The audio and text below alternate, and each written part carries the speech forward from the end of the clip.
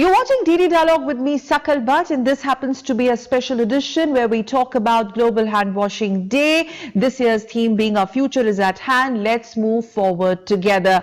The COVID-19 pandemic in the last 1.5 years or so has highlighted, dear viewers, the importance of hand washing and how this actually acts in a big way in terms of reducing the spread of disease and protecting health. And this is something which has now become a new normal. On the show this evening, we have a high-powered panel from WHO and UNICEF and also Government of India, not only to talk about the initiatives that are in place put together, government in tandem with these multilateral agencies, but what is the way forward, and especially the role that India plays even when we talk about the significance of initiatives like Global Hand Washing Day during the pandemic time.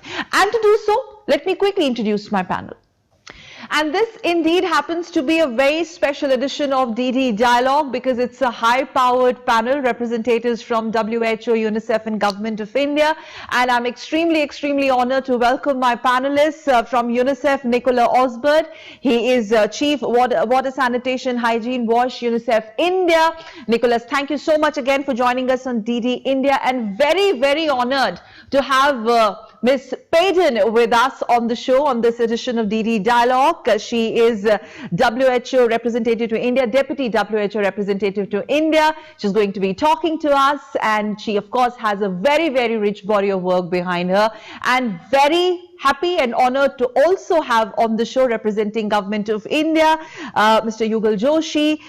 He represents Jal Shakti vertical of the government, and he is Jal Jeevan Mission Director. Thank you very much, Joshi, also for joining us on the show. I'm going to quickly start with Nicola, because Nicola is all smiles out there. Nicola, very quickly now, Global Hand Washing Day amidst COVID times. I have lots of numbers and figures with me, and they say that in the midst of the pandemic, 3 in 10 people worldwide did not have access to hand hygiene. If you have to quickly underscore the significance of what really makes this year's Global Hand Washing Day all the more significant, particularly the big takeaways from India model and the initiatives that have been specifically spearheaded by UNICEF.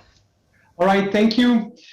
So what makes it a special Global Hand Washing Day event 2021 is, of course, the COVID-19 pandemic.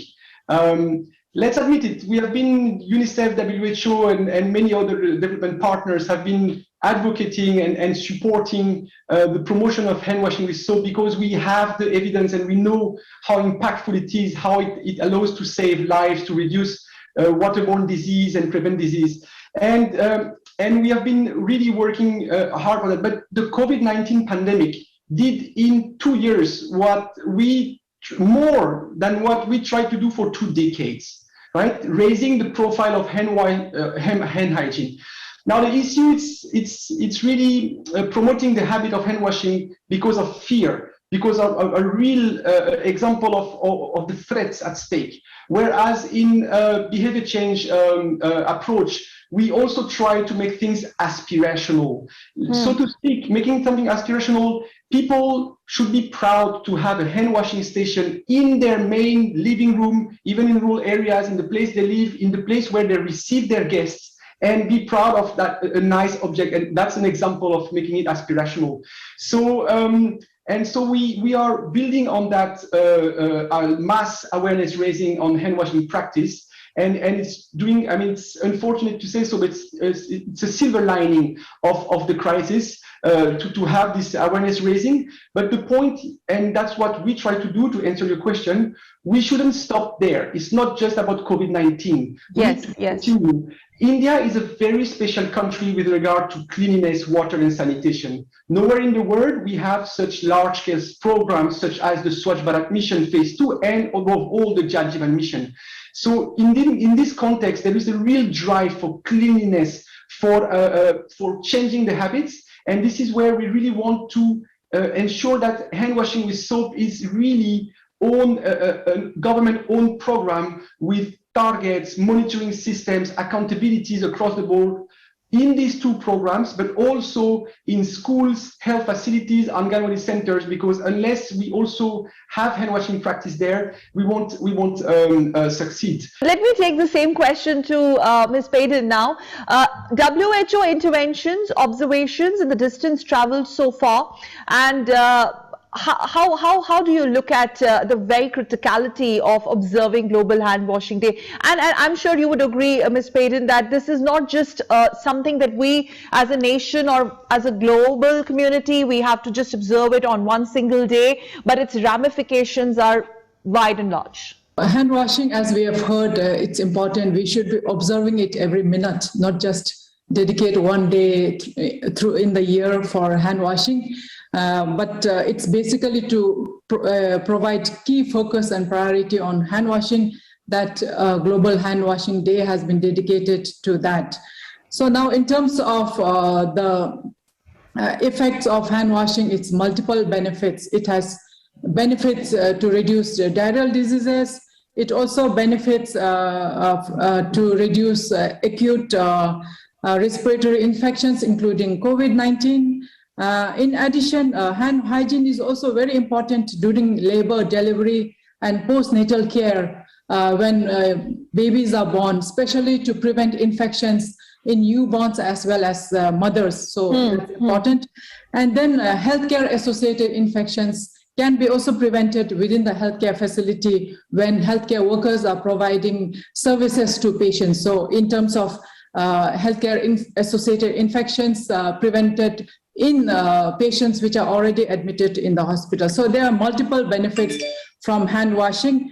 And not only that, even during menstruation, especially for girls and women, yes, hand washing, hand hygiene is so important during menstruation. And then when women and grandmothers are caring for babies, hand washing is very important to reduce infection in babies as well. So from that perspective, it was always important, but the COVID pandemic brought limelight to hand washing as it is one of the most cost-effective interventions to prevent COVID-19 as well.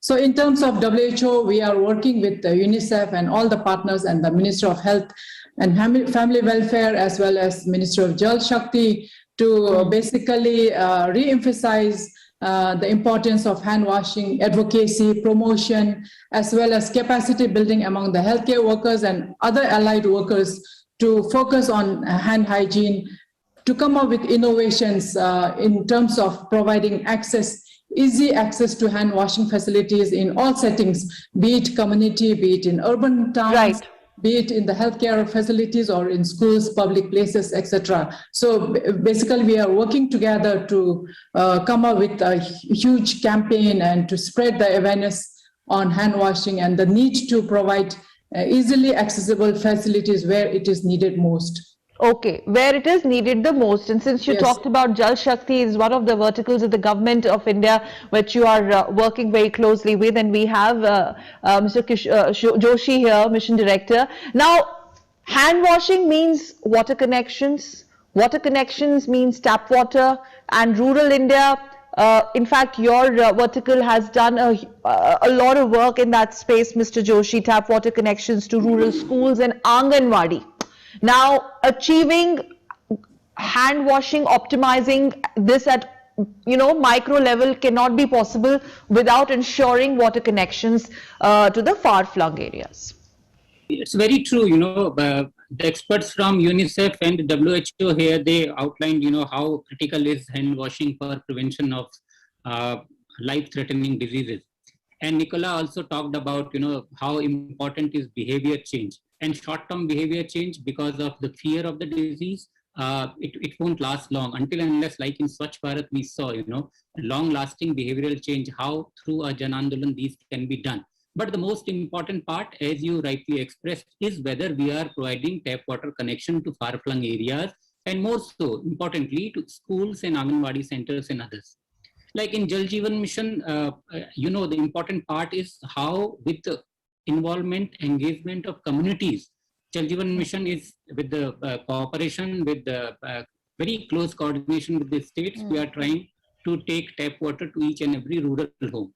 And in last 25 months or so, more than 5.12 crore tap water connections have been provided to rural India. And as you know, 6 states and union territories have become Har Ghar Jal, means each and every household there is now having tap water connection. Tap water connection. But the most important thing I would like to highlight here is that last year on 2nd of October, inspired by the Prime Minister, Honorable Minister of Jal Shakti, he launched a campaign that why cannot each and every school and Anganwadi center in our country can have tap water connections. So at the time, it was thought, tap water connection does not mean only for the drinking water. It should be for hand washing facilities as well. It should be for using in toilets and also cooking for midday meal. Correct. And everybody should be very happy and proud to have these achievements. Like say, when this campaign was launched last year, at the time only 4.4 lakh schools were having tap water connections. But now, as of now, 8.054 lakh schools are having tap water connections. Not only that, in 6.71 lakh of those are also having multiple connections, like in toilets, in 7.98 for hand washing facilities. And so a lot of distance has been covered. And 13 states have now all their schools and Anganwadi centers, they have tap water connections. So, once recently I visited a very remote place in Uttarakhand where, children are obviously initially a bit skeptical how to go to school, but now they know, there is water for drinking, there is water for hand washing. Even parents are very happy to see. So you're saying that access and infrastructure is not a problem, but there is a long way to go. Access and infrastructure. No, in fact, we are very much committed that at least in all schools and Anganwadis, this water to every school and Anganwadis will reach very soon.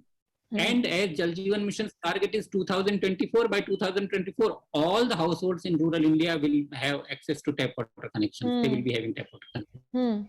Okay.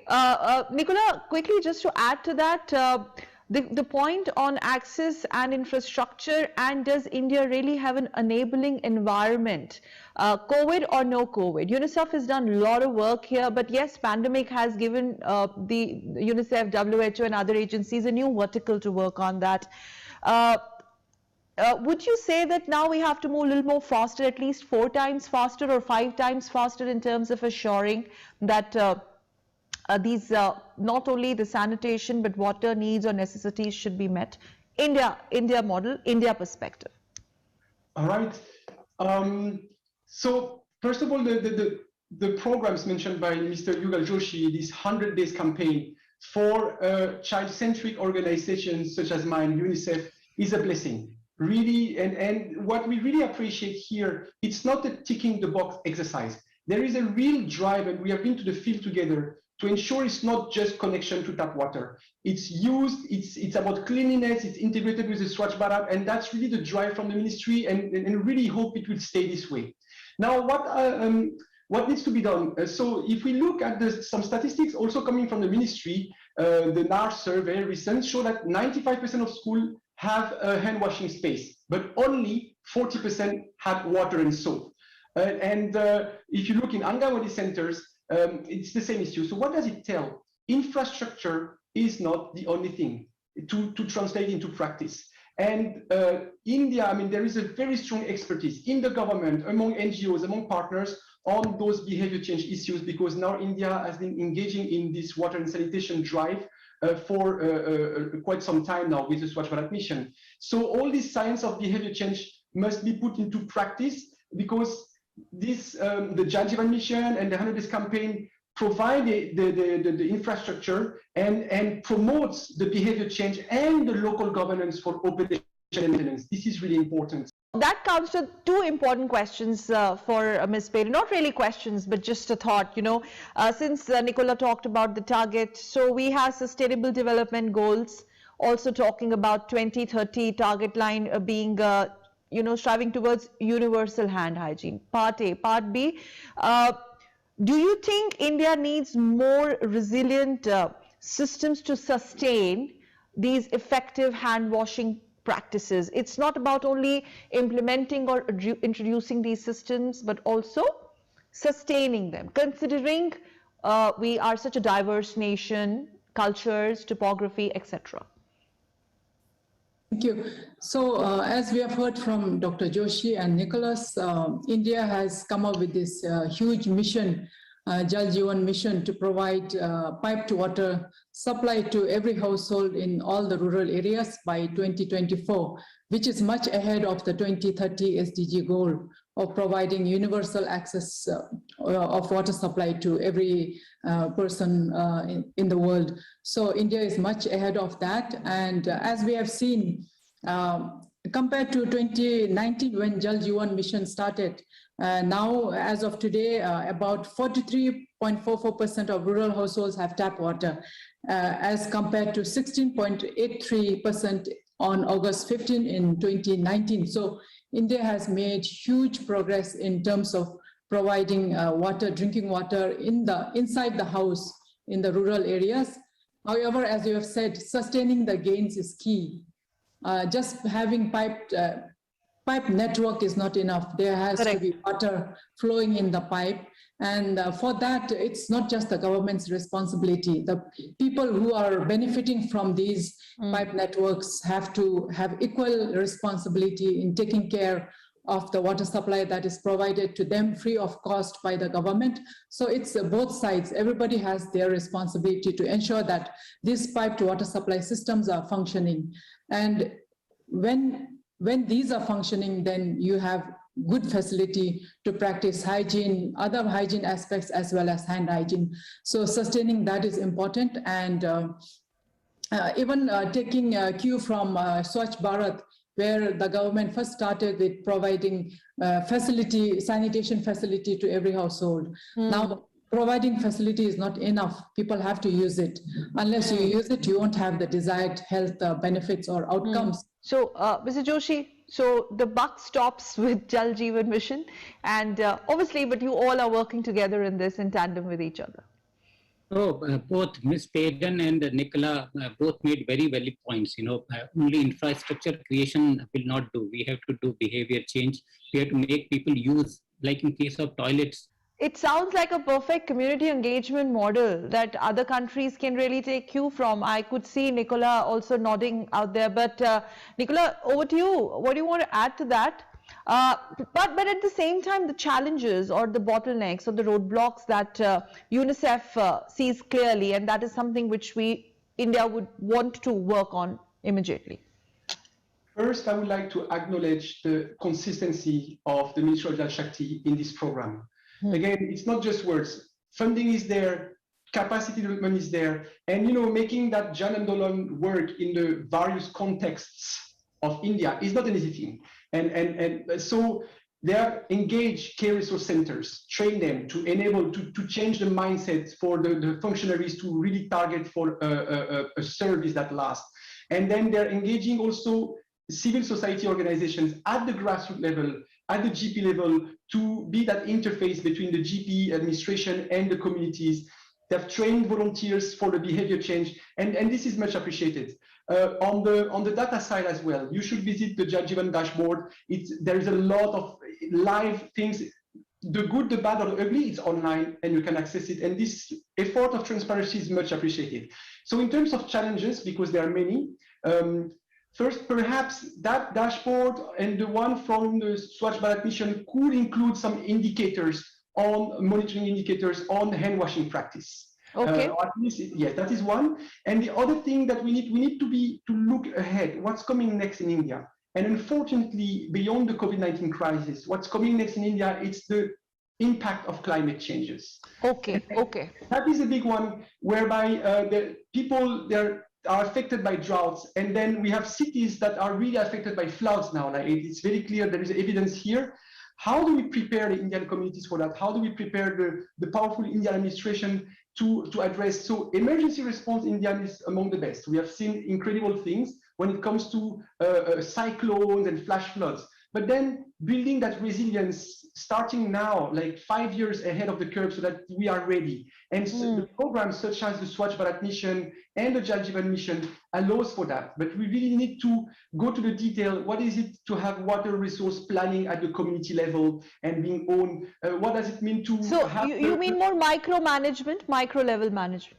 Governance, perhaps we have to look in the area of social policies, like we have Manrega and others, but schemes for people affected by climate changes.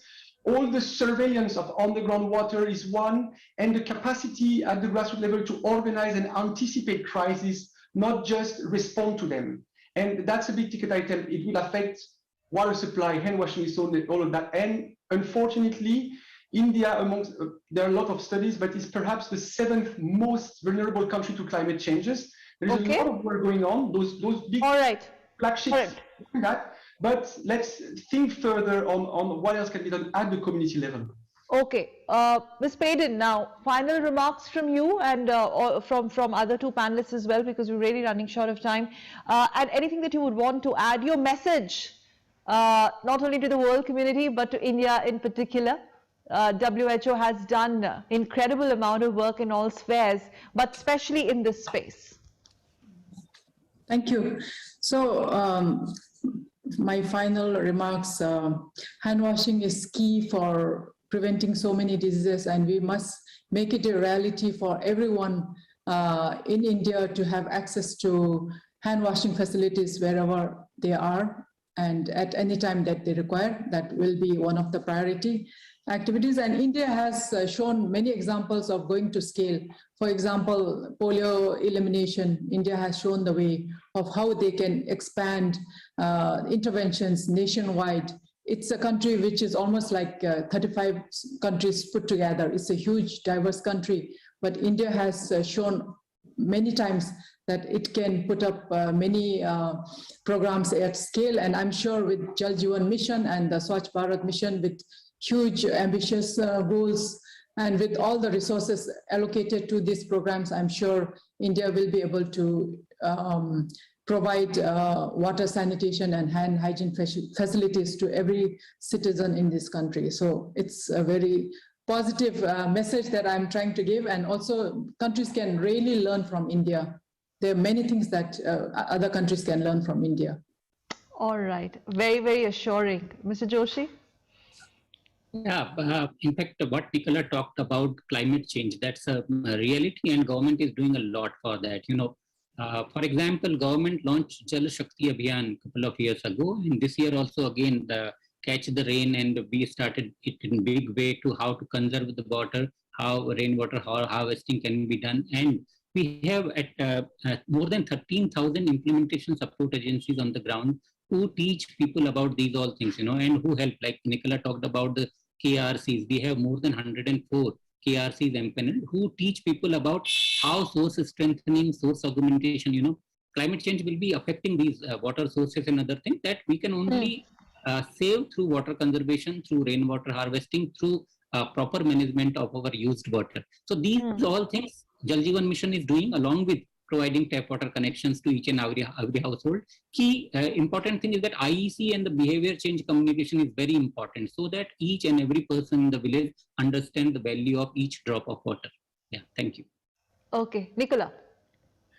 I mean, a lot was said already. Again, I mean, it's everyone's, hand washing with soap, the government is doing their share, but it's everyone's business. It's the journalists, yourself including, and the media, social media, and each and every individual. Children as well, they can promote that. If they hear us today, go and talk to your families, go out and mobilize young people as well, so that it becomes like a habit and something that is collective, and not just it's the role of the government. The government is doing their part, we must do, and all the movie stars and all the powerful communication capacity of India.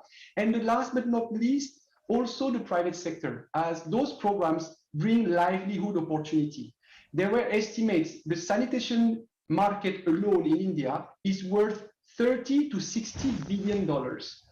So what the transformation that's brought by the JJM involving those ISS, CSOs at the grassroots level and professionals, we can really have market-driven solution. If there is demand for a nice hand washing station, a cheap one, affordable, then the market, India has a very dynamic entrepreneurship and private sector. Let's use them as well. They will fill the gap, and they will support, and that is unique to India.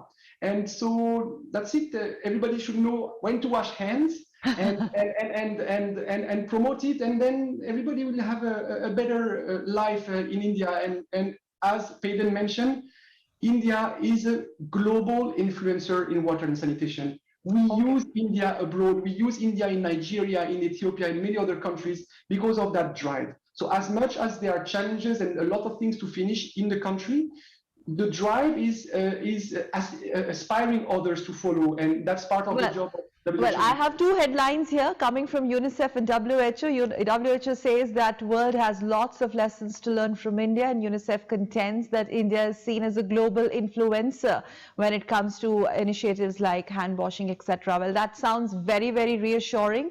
And Mission Director Jal Shakti, would you like to quickly add some 30 seconds, 10 seconds to that? I think your job is cut out for you, sir. Lot of expectations. The world is looking at us. Sure, we all are working together, center, state, Jal Jeevan Mission, National Jal Jeevan Mission at center, state Jal Jeevan Missions, village people most importantly, and people like our development partners, UNICEF, WHO, everybody is together. We are doing it all together, and we will be very soon successful in our mission. Yes, thank you very much all of you. Payden, thank you so much. Namaste.